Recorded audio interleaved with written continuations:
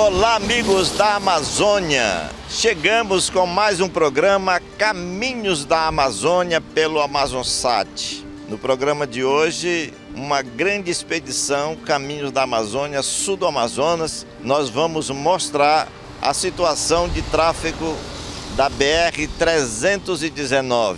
Vamos abordar também a melhoria da competitividade dos produtos fabricados na Zona Franca de Manaus, que poderão passar por essa estrada, ser escoado por essa estrada. E ainda vamos falar de que a BR-319, o trecho do meio, já está todo blindado com unidades de conservação para impedir qualquer tentativa de invasão ou desmatamento. Tudo isso você confere agora no seu Caminhos da Amazônia.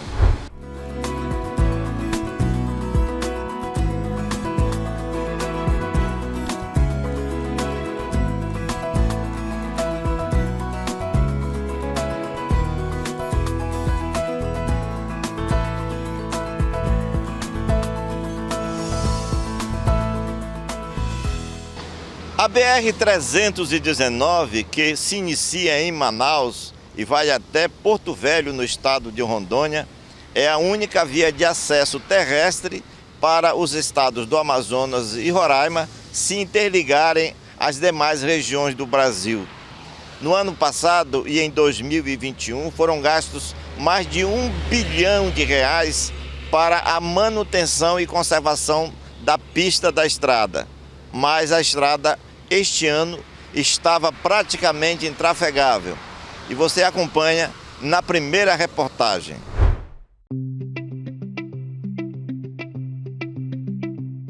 A BR-319 nasce bem ao lado do Polo Industrial de Manaus, a capital do Amazonas.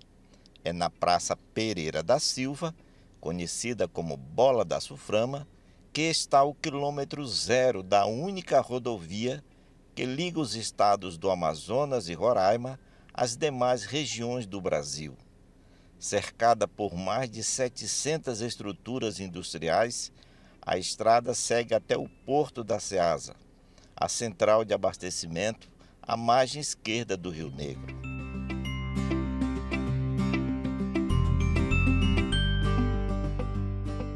Daqui até o outro lado, a estrada é sobre as águas dos rios Negro e Solimões.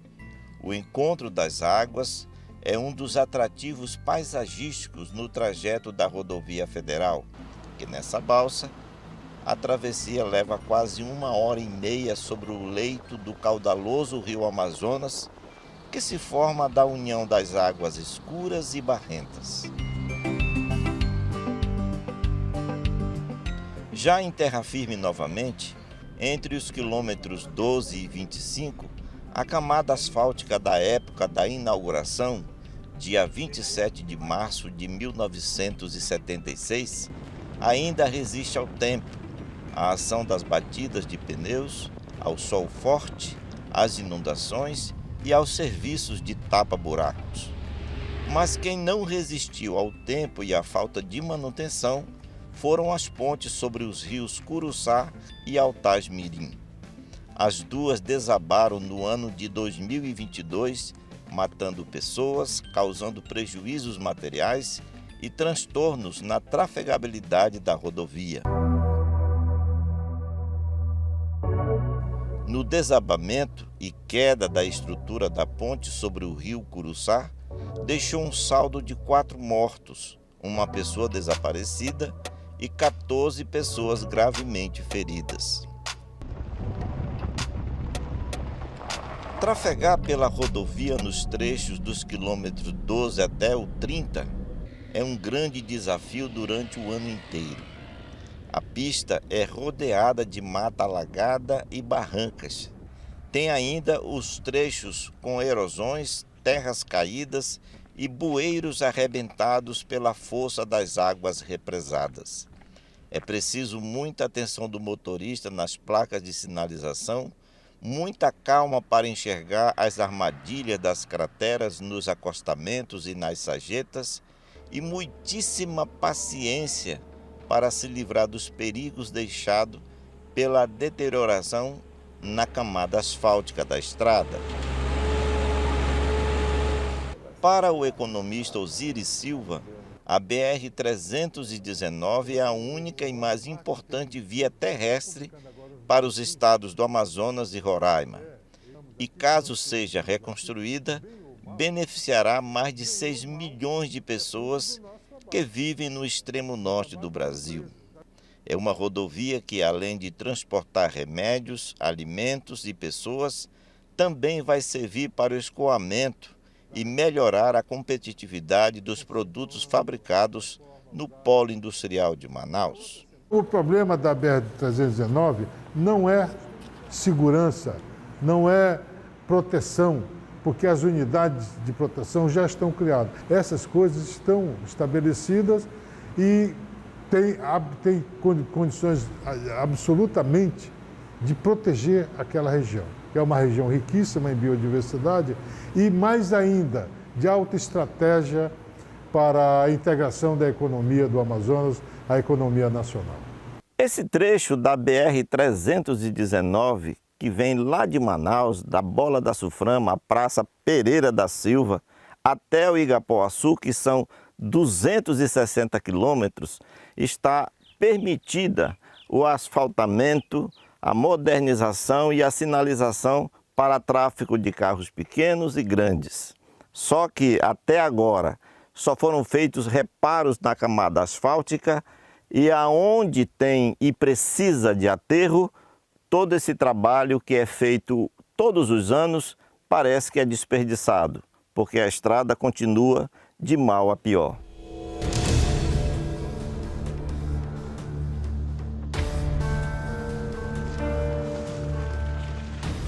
A estrada ficou sem manutenção desde o fim dos governos militares. E no período de 1983 a 2004, ficou intrafegável, totalmente interditada. Com a nomeação do senador Alfredo Nascimento para o Ministério do Transporte, 2 trechos nas extremidades da rodovia receberam licenciamento ambiental e autorização para serem reconstruídos. Mas o asfaltamento só aconteceu mesmo de Porto Velho, em Rondônia, até a entrada do município de Lábrea, cerca de 260 quilômetros. Inclusive, na época, foi construída a ponte sobre o Rio Madeira, em Porto Velho, com quase 1 quilômetro de extensão, ligando os estados do Amazonas e Rondônia. Já o trajeto da Vila do Careiro da Várzea até o distrito de Igapoaçu, do quilômetro 12 ao 260, a camada asfáltica colocada não resistiu e, mesmo fazendo aterros com pedras brita na pista, durante o inverno amazônico a trafegabilidade fica restrita a ônibus e carros com tração 4x4 e reduzida a um número menor de veículos, pilotados por aventureiros.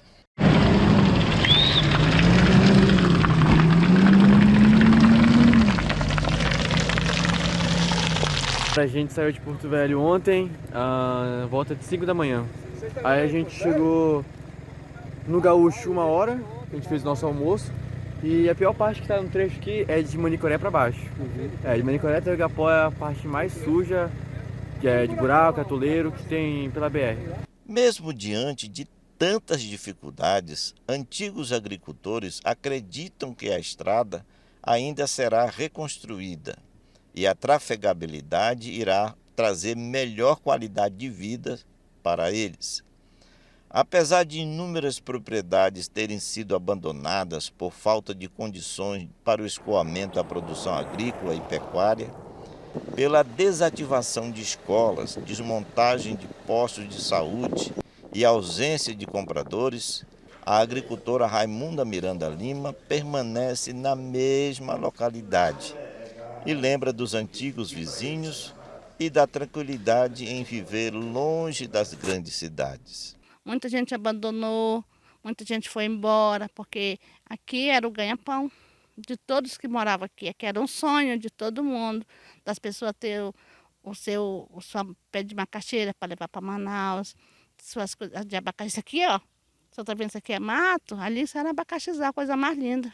O Antônio Alves também permanece à margem da BR-319 e toda a produção dos roçados dele é destinada ao ponto de apoio ao viajante, que ele construiu e administra com a esposa e os filhos, e conta como era a estrada depois da inauguração há 46 anos. Isso aqui tudo tinha asfalto. Hoje está desse jeito, né? O asfalto já era. Tiraram todo e jogaram tudo fora, acabou com tudo. Eu saía daqui 2 horas para a ponta do asfalto de pés, muitas vezes eu ia de pés, mas eu trazia minha mercadoria para minha tabernazinha, ficava na ponta do asfalto, quando não chovia eu ia buscar. E hoje eu tenho que andar aqui quase 20 quilômetros, ainda tem aqueles 13 quilômetros lá de barro lá, que não tem condições de trazer nada. Já veio gente, ainda ontem veio um colega nosso aqui, veio de longe, veio atrás de um material aqui, chegou aqui não tinha. Às vezes não é tanto falta de dinheiro, é falta de transporte, né, para trazer. A dificuldade esse inverno foi a pior de todas, aqui desde quando eu estou aqui foi. Nossa expedição Caminhos da Amazônia, sul do Amazonas, foi marcada pelos solavancos nos buracos dos trechos onde o asfalto ainda se mantém, nos trajetos escorregadios e nas áreas chamadas de camaleão, os atoleiros mais profundos e difíceis de passar.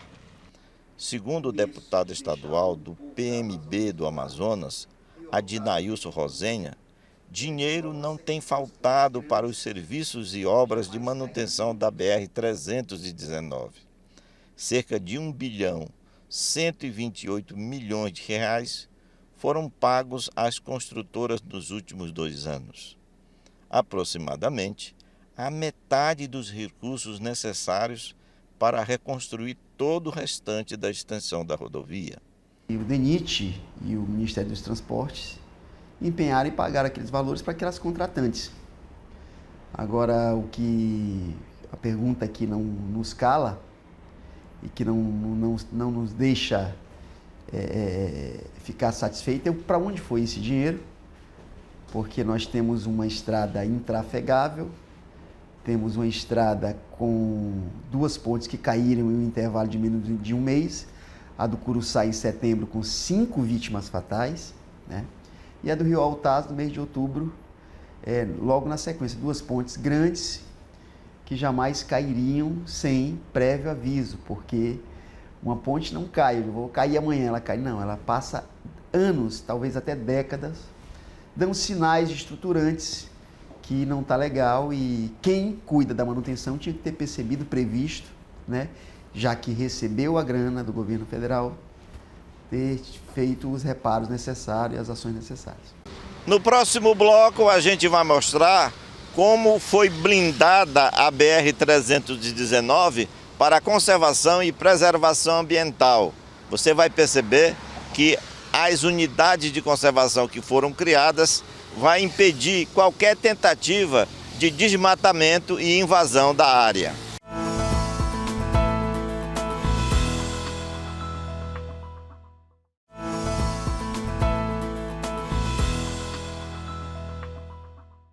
Para blindar a BR-319 contra invasões e desmatamentos ao longo do trecho do meio, foram criadas mais de 20 unidades de conservação, tanto federais, estaduais como municipais. Tudo isso para dar continuidade à conservação e à preservação da floresta nativa. E nós, o Amazonas, temos um grande legado porque é o estado com a maior cobertura florestal preservada da Amazônia brasileira. O dia amanhece e os nossos desafios estão bem logo ali, a 34 quilômetros depois do distrito de Igapoaçu, localizado no quilômetro 260. A travessia nessa balsa é rápida e custa R$20. A comunidade está dentro de uma unidade de conservação denominada RDS, Reserva de Desenvolvimento Sustentável, onde os agricultores podem fazer pequenos roçados para produzir alimentos, pescar no lago para consumo próprio e explorar o turismo de pesca esportiva e passeios ecológicos. A rodovia, em toda a sua extensão de 875 quilômetros, é protegida por uma ampla e forte barreira verde, composta por 28 unidades de conservação interpostas pelos governos federal, estaduais e municipais, transformando o entorno da estrada numa das regiões mais biodiversas e intocadas da Amazônia brasileira, formando o interflúvio dos rios Purus e Madeira. São 11 unidades federais, 9 estaduais do Amazonas e 8 de Rondônia, criadas com o objetivo de garantir o ordenamento territorial e a conservação ambiental dos municípios amazonenses de Canutama, Humaitá, Lábrea e Manicoré, e ainda Porto Velho, a capital de Rondônia. O problema da conservação, da destruição, da ocupação ilegal da Amazônia, da preservação, a solução disso está ligada a um trinômio importantíssimo, que é produzir. Produzir, defender, preservar a Amazônia e desenvolver. Se a solução final para a preservação da Amazônia é o desenvolvimento da região. Não tem outra saída. Uma área imensa de 2.300.000 hectares, uma vastidão de florestas que circundam a BR-319, impedindo assim qualquer tentativa de invasão, de exploração de madeira e desmatamentos. Aliás, as árvores que compõem a floresta que margeia a estrada não servem para ser extraídas e comercializadas. Elas nasceram e cresceram em charcos, em igapós, e todo ano passam mais de 4 meses dentro d'água. A transformação da BR-319 numa rodovia parque, para ser cuidada e protegida pelo Exército Brasileiro, vem ganhando muitos adeptos ligados à defesa ambiental e os defensores da reconstrução da estrada. Não é o objetivo do IBAMA legalizar o desmatamento ao longo da BR-319. As pessoas precisam ficar muito atentas a isso. Caso, por algum motivo, haja uma exploração, um excessivo desmatamento ao longo da estrada, ainda no período de licenciamento, o IBAMA cogita a possibilidade, inclusive, de rever a sua licença prévia. Então, é muito importante que, se for para continuar o licenciamento dessa estrada, seja de fato um projeto de sustentabilidade, né? Seja de fato demonstrada a viabilidade ambiental. No próximo bloco você vai conhecer como deverá ficar o leito e a pista da BR-319, caso seja reconstruída.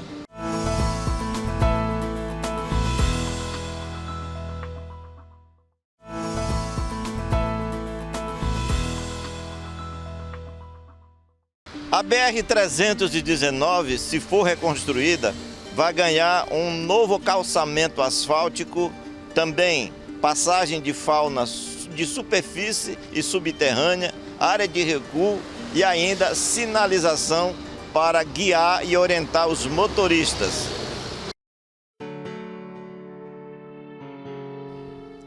Nossa viagem pelo temível trecho do meio, que vai do quilômetro 260 até os 600, na comunidade Realidade, região do município amazonense de Humaitá, na calha do Rio Madeira, foi repleta de desafios em meio à lama, às grandes valas, e em cada etapa ruim sempre tinha alguém para ajudar e ser ajudado, puxado.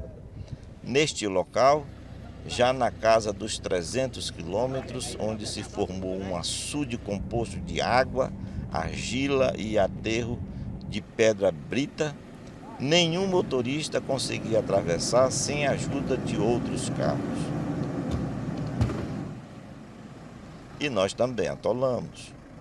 O motorista Paulo Frazão e o repórter cinematográfico Mafran Vieira, em busca do melhor lugar para os carros atravessarem, sentiram e viram como é difícil trafegar nesses terrenos.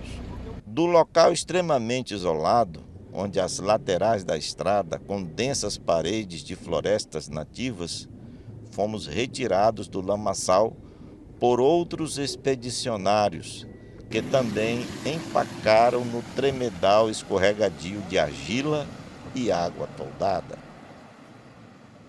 O estado do Amazonas merece estar ligado ao resto do país, né? Imagine Rondônia sem a determinação, sem a garra e sem o pioneirismo de Jorge Teixeira de Oliveira, de desbravar a 364, de asfaltar, de pavimentar. E isso teve reflexo, inclusive, no estado do Acre, em Cruzeiro do Sul. Ou seja, Cruzeiro do Sul, que é a cidade mais ocidental do país, digamos assim, está ligada ao resto do país, e Manaus não. Mais adiante, no quilômetro 324, nosso carro não caiu no atoleiro, mas este ônibus esperou quase 60 horas para conseguir ser puxado pelo trator resgatador. Os passageiros sofreram com falta de água potável, de comida, com medo de animais silvestres e de ansiedade por não conseguirem informar a família sobre a demora de chegar. Só sofrimento, porque aí ninguém, não tem morador, não tem nada que venda na estrada. Falta água, falta alimento. Então é isso mais a dificuldade. Ônibus 2 dias na estrada, vários carros atolados. Eu estou aqui com a minha caminhonete também para passar, estou aguardando aqui também, tá com dificuldade de passar. Então assim, vamos providenciar aí, gente, vocês, os nossos governantes, representantes, 319 asfalto já. O ônibus e os demais carros foram retirados desse atoleiro e seguiram viagem com destino a Manaus, capital do Amazonas, com possibilidade de interromper a viagem em vários trechos de lama durante um trajeto de barro de quase 100 quilômetros até a ponte do Rio Tupana.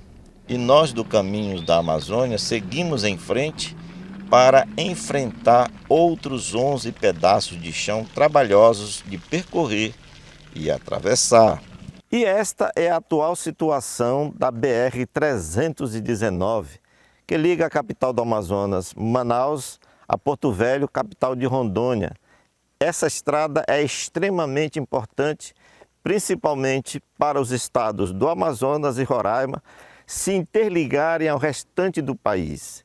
E além disso, é uma estrada que está totalmente engessada com unidades de conservação, tanto de RDS, como também de reserva extrativista, reserva de proteção integral, reserva biológica e parques nacionais, fora os mosaicos.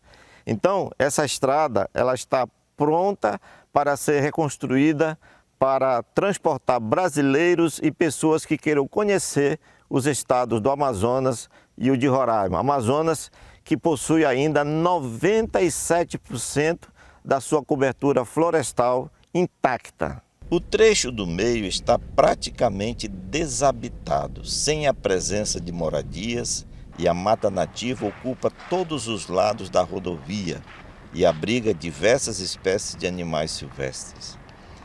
Nessa maquete produzida pelos gestores do DENIT, Departamento Nacional de Infraestrutura e Transportes do governo passado, mostra como seria a nova camada asfáltica da BR-319, as passagens de fauna de superfície e subterrâneas, as áreas de recuo, as placas de sinalização e de advertências, as faixas de meio-fio e sarjetas e os tachões conhecidos como olho de gato. Nós temos esperança de que as obras da 319 efetivamente se destravem no nosso governo e que a gente possa, em pouco tempo, ter de volta aquela estrada importante para a integração da nossa região, uma vez que nós já tivemos ela no passado não muito distante. Em nota, a direção do DENIT informa que o prazo para a entrega do Plano Básico Ambiental, com os levantamentos de dados solicitados pelo IBAMA para a liberação da licença de instalação, é fevereiro de 2024, no ano que vem, onde se deve constar a necessidade de levantamento de fauna, estudos arqueológicos, plano de ação para controle de malária, Plano Básico Ambiental Indígena e elaboração de programas de mitigação de impactos no meio físico, socioeconômico e biótico. Caso aconteça a aprovação e liberação da licença pelo IBAMA, autorizando o início das obras de reconstrução, parlamentares, empresários, governadores e prefeitos terão que correr contra o tempo para conseguirem cerca de 2 bilhões de reais para reconstruir a rodovia que vai integrar o restante do Brasil, a melhor parte da Amazônia, o estado do Amazonas, que possui 97% de sua cobertura florestal preservada e protegida. O IBAMA está trabalhando no licenciamento. Nós estamos aguardando agora a apresentação do estudo de impacto ambiental pelo DENIT, que é o Departamento Nacional de Infraestrutura Terrestre. O IBAMA vai analisar esse estudo de impacto ambiental e nós estamos buscando trabalhar uma estratégia de redução do desmatamento ao longo dessa estrada.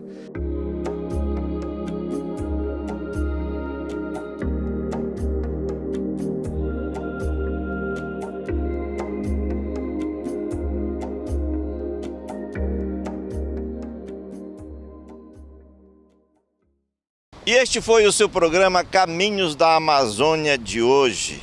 Lembrando a você que você pode participar conosco enviando sugestões de pauta e também nos ajudando a produzir o programa. Nós queremos agradecer toda a equipe que participou dessa expedição Caminhos da Amazônia, sul do Amazonas.